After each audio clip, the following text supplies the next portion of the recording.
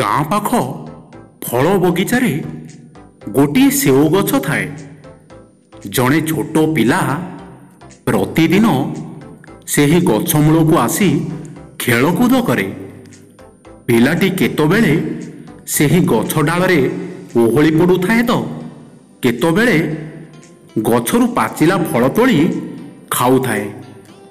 ସେଓ ଗଛ ମଧ୍ୟ ପିଲାଟି ଉପରେ ବହୁତ ଖୁସି ଥାଏ। ଏପରି ପିଲାଟି ହସ ଖୁସିରେ ବହୁତ ଦିନ କାଟିଦେଲା।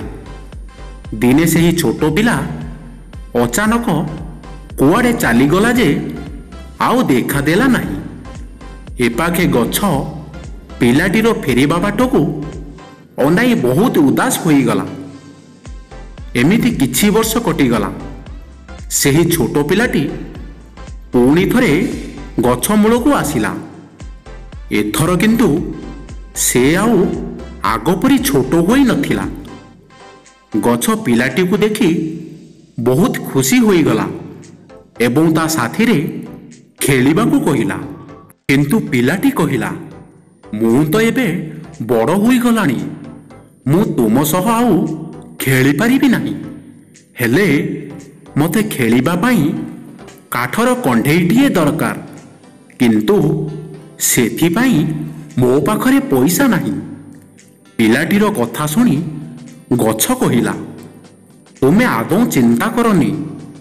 ମୋର ଯେଉଁ ପାଚିଲା ଫଳ ଅଛି ସେସବୁକୁ ତୋଳି ନିଅ ଆଉ ତାକୁ ବଜାରରେ ବିକ୍ରୟ କରି ସେଥିରୁ ତୁମ ପାଇଁ ନୂଆ ନୂଆ ଖେଳଣା କିଣିନିଅ। ତାପରେ ପିଲାଟି ସେହି ଗଛର ଫଳ ତୋଳି ନେଲା ଆଉ ତାକୁ ବଜାରରେ ବିକ୍ରୟ କରି ନୂଆ ନୂଆ ଖେଳଣା କିଣିଲା। କିନ୍ତୁ ତା ପରଠାରୁ ସେ ଆଉ ସେହି ଗଛ ପାଖକୁ ଫେରି ପାରିଲା ନାହିଁ। ଗଛ ପିଲାଟିକୁ ନ ଦେଖି ବହୁତ ଦୁଃଖିତ ହେଲା। ଏମିତି କିଛି ଦିନ କଟିଗଲା। ଅଚାନକ ବହୁତ ଦିନ ପରେ ପିଲାଟି ସେହି ଗଛ ମୂଳକୁ ପୁଣି ଥରେ ଆସିଲା। କିନ୍ତୁ ଏଥର ସେ ଆଉ ଛୋଟ ହୋଇନଥିଲା, ସେ ଯୁବକ ହୋଇଯାଇଥିଲା। ଗଛ ଯୁବକଙ୍କୁ ଦେଖି ଖୁସି ହୋଇଗଲା ଏବଂ ନିଜ ସହ ଖେଳିବାକୁ କହିଲା। କିନ୍ତୁ ଯୁବକ କହିଲା, ମୋ ପାଖରେ ଏତେ ସମୟ ନାହିଁ, ମୁଁ ତୁମ ସାଥିରେ ଖେଳିପାରିବି ନାହିଁ। ମୋତେ ମୋର ପିଲାମାନଙ୍କ ପାଇଁ ଘର ତିଆରିବାର ଅଛି।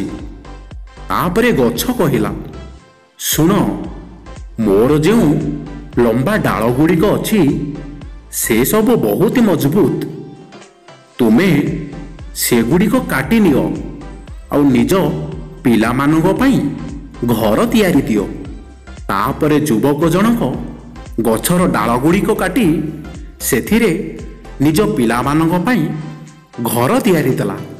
କିନ୍ତୁ ସେଦିନଠାରୁ ଲୋକଟି ସେଠାରୁ ଆଉ ଗଲା ନାହିଁ କି ଗଛ ପାଖରେ ଯାଇ ଗଛକୁ ଦେଖା ହେଲା ନାହିଁ। ଏଣେ ଗଛ ପିଲାଟିକୁ ନ ଦେଖି ଏକା ଏକା ଉଦାସ ଏବଂ ଦୁଃଖିତ ହୋଇଗଲା। ଶେଷରେ ଲୋକଟି ବହୁତ ଦିନ ପରେ ଗଛ ମୂଳକୁ ଆସିଲା।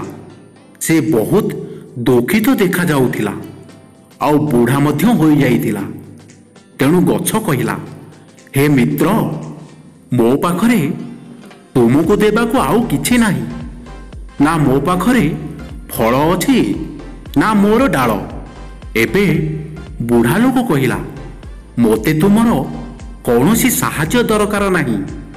ବାସ୍ ଗୋଟିଏ ଛୋଟ ଜାଗା ଦରକାର, ମୁଁ ମୋର ବାକି ଜୀବନ ଆରାମରେ କାଟିବା ପାଇଁ। ବୁଢ଼ାର ଏପରି ଦୁଃଖ ଭରା କଥା ଶୁଣି ଗଛ କହିଲା, ବନ୍ଧୁ, ମୁଁ ସିନା ତୁମକୁ ଫଳ ଦେଇପାରିବି ନାହିଁ ଖାଇବା ପାଇଁ, କିନ୍ତୁ ମୋ ମୂଳରେ ଜାଗା ଟିକାକ ତୁମକୁ ନିଶ୍ଚୟ ଦେଇପାରିବି। ତୁମେ ମୋରି ମୂଳରେ ଏବେ ରୁହ। ସେବେଠାରୁ ବୁଢ଼ା ଲୋକଟି ସେହି ଗଛ ମୂଳରେ ରହିଲା। ହଁ ବନ୍ଧୁମାନେ, ଏ ଛୋଟିଆ କାହାଣୀଟି ଆମକୁ ବହୁତ କିଛି ଶିକ୍ଷା ଦେଉଛି। ଯେମିତି ସେହି ଗଛ ପାଇଁ ଛୋଟ ପିଲାଟି ବହୁତ ମହତ୍ତ୍ୱପୂର୍ଣ୍ଣ ଥିଲା, କିନ୍ତୁ ଛୋଟ ପିଲାଟି ଥରକୁ ଥର ନିଜର ଆବଶ୍ୟକ ଅନୁସାରେ ସେହି ଗଛକୁ ବ୍ୟବହାର କରୁଥିଲା ଆଉ ନିଜର କାମ ସରିଗଲେ ଭୁଲି ଯାଉଥିଲା। ଠିକ୍ ସେହିଭଳି ଆଜିକାଲି ଆମ୍ଭେମାନେ ନିଜର ମା ବାପାଙ୍କୁ ଆବଶ୍ୟକ ପୂରଣ ହୋଇଯିବା ପରେ ଭୁଲି ଯାଉଛି। ଆମକୁ ସେମାନଙ୍କର ସେବା କରିବା ଦରକାର। ଜୀବନରେ ଆମେ ଯେତେ ବ୍ୟସ୍ତ ଥିଲେ ମଧ୍ୟ ସେମାନଙ୍କ ପାଇଁ ଅଳ୍ପ ସମୟ ବାହାର କରି ତାଙ୍କର ଦେଖାଶୁଣା କରିବା ଦରକାର।